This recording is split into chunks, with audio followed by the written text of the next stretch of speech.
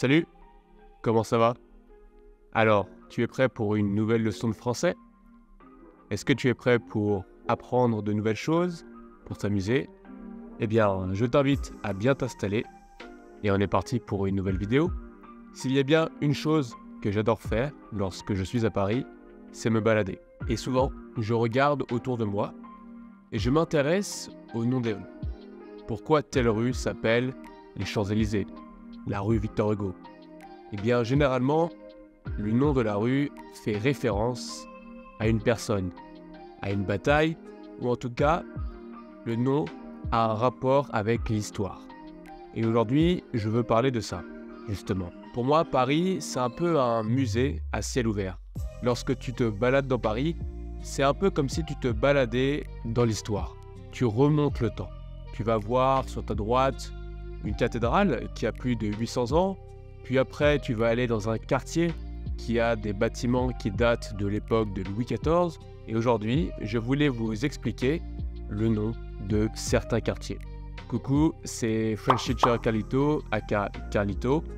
Je fais des vidéos sur YouTube dans lesquelles j'aborde des sujets que je trouve intéressants sur la culture française. Mon but, c'est de t'aider à pratiquer et à apprendre le français. Si tu as un niveau intermédiaire, donc si tu comprends tout ce que je te dis, ou en tout cas si tu comprends la majorité de ce que je dis dans cette vidéo, eh bien c'est que tu es au bon endroit. Sans plus attendre, commençons le sujet du jour. Le quartier latin. Est-ce que tu sais pourquoi on appelle ce quartier, qui est à cheval entre le 5e et le 6e arrondissement de Paris, le quartier latin? Eh bien, c'est plutôt simple. Pour comprendre, il faut remonter au XIIe siècle. À l'époque, les religieux en ont marre de la censure intellectuelle imposée par le chancelier de Notre-Dame. Ils décident alors de déménager et de partir enseigner dans un quartier qui est sur la rive gauche de Paris et qui était à l'époque très peu habité.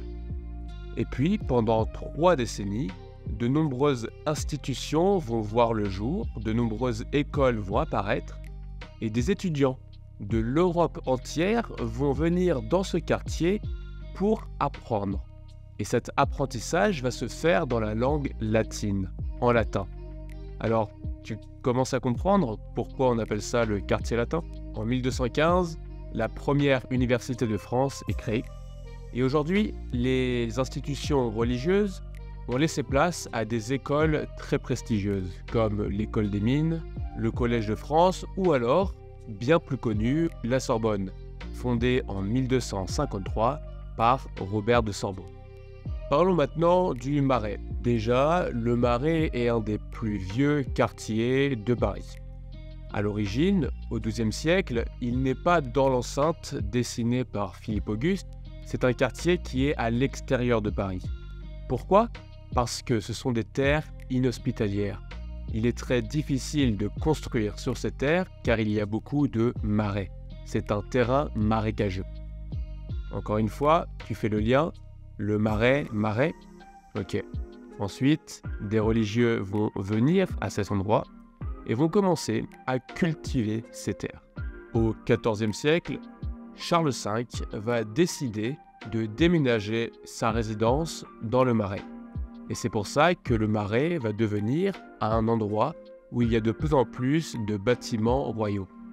3 siècles plus tard, Henri IV y construira la place royale, qui aujourd'hui porte le nom de la place des Vosges. Et petit à petit, de nombreuses personnes vont s'installer dans le Marais.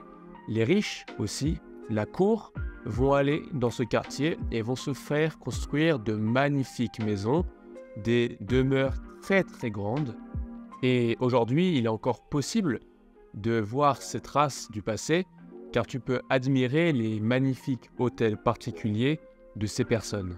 Sous Louis XIV, le quartier va s'appauvrir, mais en 1965, André Malraux, qui à l'époque était le ministre des Affaires culturelles, décide qu'il faut sauvegarder ce quartier, et c'est pour ça qu'aujourd'hui, tu peux admirer la beauté de ces bâtiments. Passons maintenant au Buttes-Chaumont. Les Buttes-Chaumont, c'est un parc qui se trouve dans le nord-est de Paris, dans le 19e arrondissement. et c'est un parc où j'ai l'habitude d'aller me promener. Mais alors pourquoi les buttes Chaumont? Eh bien tout simplement car à l'époque, les buttes Chaumont étaient une décharge publique et aussi une carrière de gypse. À l'époque, aucune végétation ne pousse. Et c'est pour ça qu'on appelle cela le mont Chauve. Et si tu inverses, Chauve-Mont, Chauve-Mont, les buttes Chaumont. Mais si aujourd'hui ça ne ressemble pas du tout à une décharge, c'est grâce à Napoléon III, qui, de retour d'Angleterre, décide de reproduire les jardins qu'il a pu voir dans ce pays aux buttes Chaumont. Est-ce que tu t'es déjà demandé pourquoi Ménilmontant s'appelle Ménilmontant? Eh bien ce nom fait référence à l'altitude de ce lieu, à la hauteur de ce lieu. Grâce à sa situation en altitude, le quartier a longtemps contribué à alimenter Paris en eau. Comme en témoigne le nom de certaines rues que tu peux retrouver à Ménilmontant, comme la rue des Rigoles ou la rue des Cascades. Avant son rattachement à Paris en 1860, Ménilmontant était un quartier des faubourgs de Belleville. Et le nom Belleville vient de Belle Vue. Ah, Montmartre. Toute personne qui est allée à Paris connaît Montmartre. Bien sûr, tu as le Sacré-Cœur, mais est-ce que tu sais pourquoi ce quartier s'appelle Montmartre? Bon, déjà, ce qu'il faut savoir, c'est qu'avant son rattachement administratif en 1860, Montmartre n'était qu'un petit village de campagne, avec ses guinguettes, ses fermes. À partir de la fin du 19e siècle, les artistes désargentés, comme le fameux Pablo Picasso, commencent à élire domicile dans ce quartier. Point culminant de Paris avec ses 130 mètres d'altitude, Montmartre est connu pour son atmosphère bohème et artistique. Mais l'histoire du lieu est beaucoup plus ancienne, puisqu'il faut remonter à l'époque gallo-romaine. En effet, à cette époque-là, il y avait un temple sur la butte qui était destiné au dieu de la guerre. Le dieu de la guerre, pour les Romains, était Mars. Et c'est pour ça qu'on a appelé cet endroit le mont Martis. Mais il y a aussi une autre explication au nom. Ça pourrait venir de Mont des Martyrs. Et pourquoi? Parce que Saint-Denis, le premier évêque de Paris, s'est fait décapiter à cet endroit, avec 2 de ses compagnons. Et l'histoire raconte que Saint-Denis serait allé jusqu'à la basilique de Saint-Denis avec sa tête sous le bras. Et donc aujourd'hui, la rue qui va de la butte jusqu'à Saint-Lazare s'appelle la rue des Martyrs, parce que Saint-Denis aurait traversé cette rue avec la tête sous son bras. Ouais, bon, j'y crois pas trop. Saint-Germain-des-Prés. Ah, j'adore cet endroit.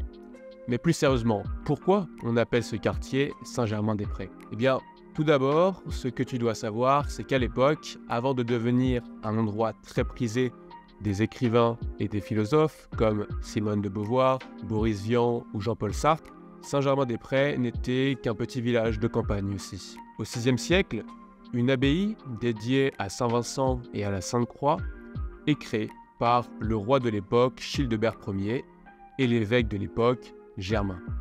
Au 8e siècle, ce petit quartier qui est créé autour de l'abbaye, qui à l'époque avait beaucoup de champs, parce que, petit rappel, c'était la campagne, va prendre le nom de Saint-Germain-des-Prés. Les prés parce que ça fait référence au côté rural, les champs, et Germain parce que un des cofondateurs de l'abbaye était l'évêque de Bari, Germain. Puis de nombreux bâtiments religieux vont voir le jour autour de l'abbaye, mais malheureusement, la Révolution française est passée par là, et aujourd'hui, la plupart de ces bâtiments ont été détruits. Il reste cependant la fameuse abbaye et son clocher, qui est le plus vieux clocher de Paris. Si tu prends une carte de Paris, le premier arrondissement s'appelle les Halles. Alors, les Parisiens connaissent les Halles sous un autre nom, ça s'appelle aussi le ventre de Paris, et ça fait référence à un roman d'Émile Zola, publié en 1873, qui s'appelle aussi Le ventre de Paris. Et pourquoi le ventre de Paris? Eh bien, il faut savoir qu'à l'époque, les Halles regroupaient différents marchés parisiens. Marché dans le sens endroit où tu peux acheter de la nourriture fraîche. À cette époque, le roi Louis VI, dit le Gros, décide de faire construire des halles pour regrouper deux marchés parisiens. Si le nom est resté, le quartier, lui, a beaucoup changé. Il s'est très fortement transformé. Le grand marché de produits alimentaires s'est développé, mais en 1854, il a été complètement détruit pour assainir les lieux. Aujourd'hui, le marché a été transféré au sud-est de Paris, dans un endroit qui s'appelle Rungis, pour avoir plus de place. La Goutte d'Or est un quartier à l'est de Montmartre, dans le 18e arrondissement de Paris. Et la Goutte d'Or doit son nom à un vin qui est produit à partir de raisins de vignobles qui poussaient aux alentours de cet endroit, de la Goutte d'Or. Tu t'en doutes, le vin avait une couleur blanche, très proche de celle de l'or, et le vin était très réputé, très reconnu. Et c'est pour ça que le vin a donné son nom au quartier. Si jamais tu travailles dans la finance, et même si tu t'intéresses un peu à l'architecture et au quartier parisien, tu as forcément déjà entendu parler de La Défense. La Défense, c'est le plus grand quartier d'affaires d'Europe, par la taille, et doit son nom à un monument, la Défense de Paris, qui est une sculpture érigée en 1883 par Louis-Ernest Barrias. Ce monument symbolise la défense de Paris contre les Prussiens dans les années 1870. Voilà, c'est déjà fini. J'espère que tu as beaucoup aimé cette vidéo, que le sujet t'a intéressé. Si jamais tu as des recommandations, n'hésite surtout pas à les faire dans les commentaires.